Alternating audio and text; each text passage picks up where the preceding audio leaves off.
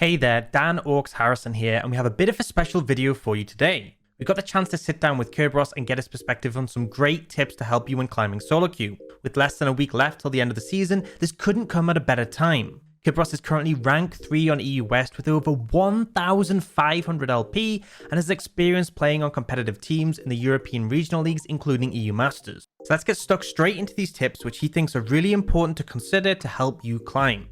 So first off, keep your champion pool tight and play your best champs. This sounds like an obvious one, but too often players end up using a huge range of champions and it means that expertise is greatly limited.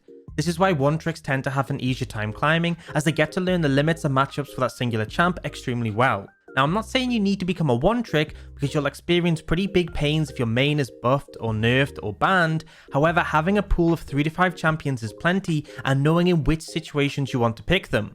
Kerberos' most played was Camille with 155 games and a 64% win rate. It was essentially his go-to and is a pick he had plenty of experience over previous seasons as well. Playing a champion which you're very comfortable on will often outperform picking a counter pick, for example, which you've only played 5 times ever, and often your mastery will allow you to even overcome trickier matchups by knowing the windows you have to play around. Next up, if you aren't winning lane, just roam. Kerberos is a top laner, but this applies to any lane, so often in solo queues see players get annihilated in lane and they try and continue to fight their opponent, or they sit in the tower to get dove and end up in a really bad situation. Kerberos' strategy is whenever he's having a rough time in lane, or even if the enemy laner is just playing too defensive to punish, he'll look to roam to try and find impact on the rest of the map. Sometimes this involves invading the enemy jungle to help your jungler catch out the enemy teams and get an advantage. This could also be a gank in any 3 of the lanes. This can absolutely backfire, but a successful roam can get your teammates ahead and potentially give you gold to get your lane matchup back in a good spot. Buying red trinket is also a good idea to check if they see you coming. If you're spotted on a ward, then you can clear it and move back to lane, ready to make the play again after a short time. Third is check your teammates' stats before the game. This is something Kerberos will do going into every game. You're able to do this with the Mobalytics Live companion, and it will show you data around how many times your teammate has played their role and champion and their win rates for it, on top of a bunch of useful information which can help you make a decision on whether to dodge. There's a pretty big stacking penalty if you're dodging repeatedly within 24 hours, but once a day can definitely save you from games which don't look winnable. If you're in champion select with an AD carry main, first timing Kayn jungle, and flaming in champ select, then it's probably just better to take the 6-minute timer and -3 LP and avoid losing that mat. This is absolutely a tool which you can use to help you climb, and even beyond dodging, you can use it to understand who is likely to be the big carry in the game. Enemy mid laner is smurfing, might be worth throwing a few ganks mid to stop them from snowballing. Your AD carry has a 70% win rate, helping them get fed will pay off massively. Number 4 is don't take fights you can't win. This, again, sounds really obvious, but so often in solo queue, players will opt into lost fights, particularly over objectives, as they'll want to redeem situations where allies have died.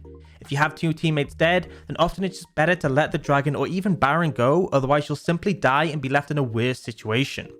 Obviously, there will be scenarios where you're strong enough to turn things around with only 3 members, but knowing when to cut your losses is an incredibly valuable skill. The main thing is to be patient. The enemy team will eventually make a mistake, as that's just the nature of solo queue, and that gives you the window to punish and get back into the game. We've all seen solo queue games that get thrown from massive advantages, and it honestly happens so often that you should always be looking for the window for it to happen and avoid getting tilted from being behind. Not every game is winnable, but usually a lot more are than you think. Finally, only play when you are feeling up to it. Routine is super important, and knowing when you play well and when you play worse. Everyone has had those times where you queue up and it just feels like you aren't playing close to your usual level, and it's important to understand why that's the case. For Kerberos, he said he plays optimally in the morning or early afternoon, and so will look to play on his main account at that time. He's often tempted to queue up late at night, but usually he's exhausted and almost always ends up playing much worse. He also said he plays awful after he's just had a big meal, so he likes to play solo queue before eating too much. Know yourself and when you're feeling good and ready to play and what works for you. Maybe you need to warm up first with some normal or flex games. Maybe you start to play worse after a long session and so should cut it short. Maybe you spam games all day every day and it works for you, while others can get burnt out by this and start to struggle. It can be different for every player, so learning that is really valuable. And that's the 5 tips. Thanks for watching, and thanks so much to Kerberos for sharing his insight and helping us out with this video. I've linked his Twitter, Twitch, and League profile in the description, so be sure to check it out if you want to learn more about him or catch one of his streams. If you enjoyed this video, then be sure to let us know in the comments and subscribe so you can catch our newest videos. Thanks for watching and see you soon.